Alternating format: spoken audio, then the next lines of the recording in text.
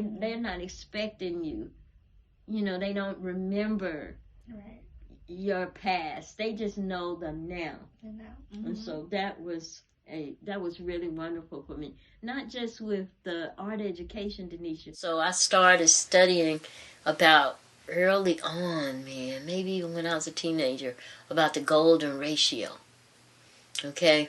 And the golden ratio was something that was really brought to the forefront, you know, in architecture a lot.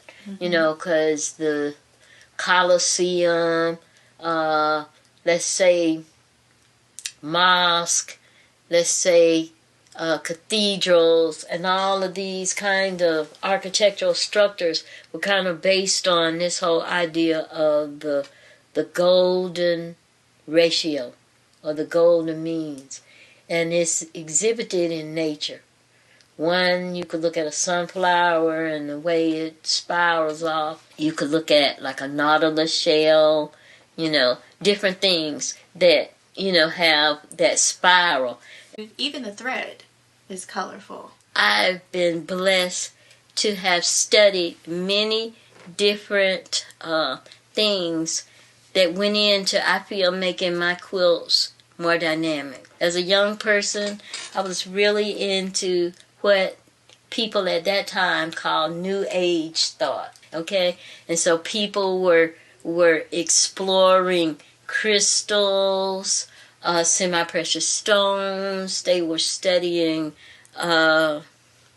color psychology, color therapy, and I was at that time doing a lot of reading about color.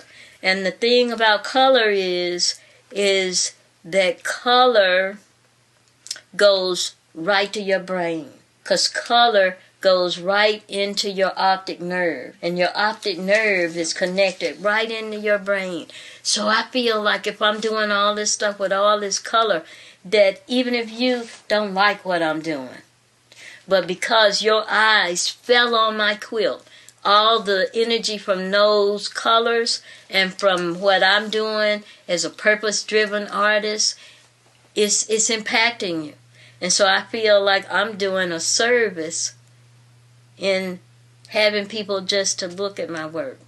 Now, color is a very, very important part of what I do, because I usually make my quilts and things from fabric that I have dyed, painted, and printed myself. The Neighborhood Art Center employed local artists, and they did workshops and things. So one of the things that evolved from that was that I met this woman from South Africa, and she couldn't sew, and she couldn't embroider and do the things that I could do. Right. So we bartered. She taught me how to tie-dye. That's where it began? Yeah, at the Neighborhood Art Center. She taught me how to tie-dye in exchange for me doing some sewing. And when I think about the subject matter of my work, you'll see oftentimes themes of nature in my work. You know, flowers, you know, things like that. First of all, my grandmother loved flowers. Flowers were we always had plants and flowers around us all the time. And so I kind of see a plant as a metaphor for a person, you know, and you know, plants grow and we grow.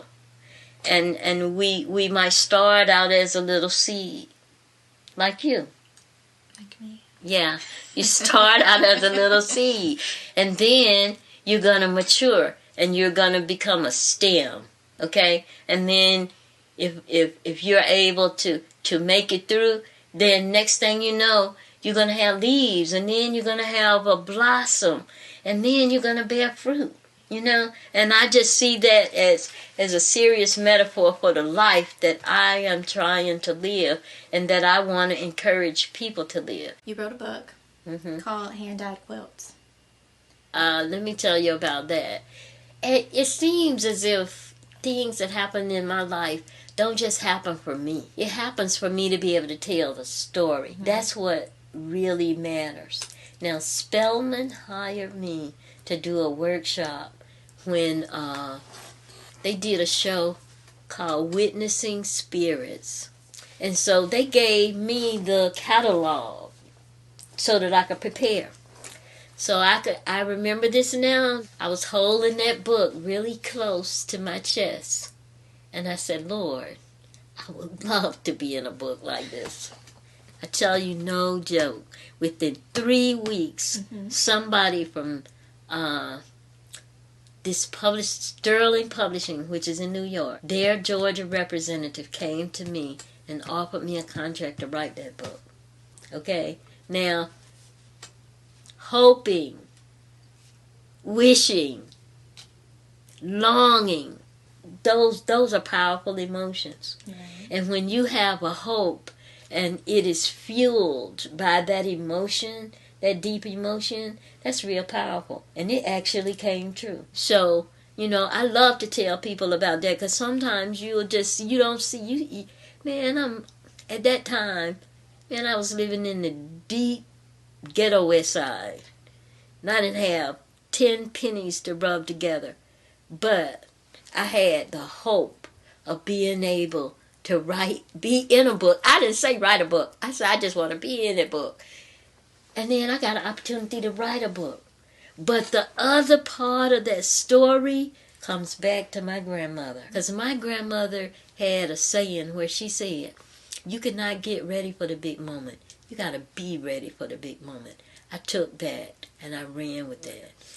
When they came to me, somebody else was supposed to write the book. But they had dropped the ball.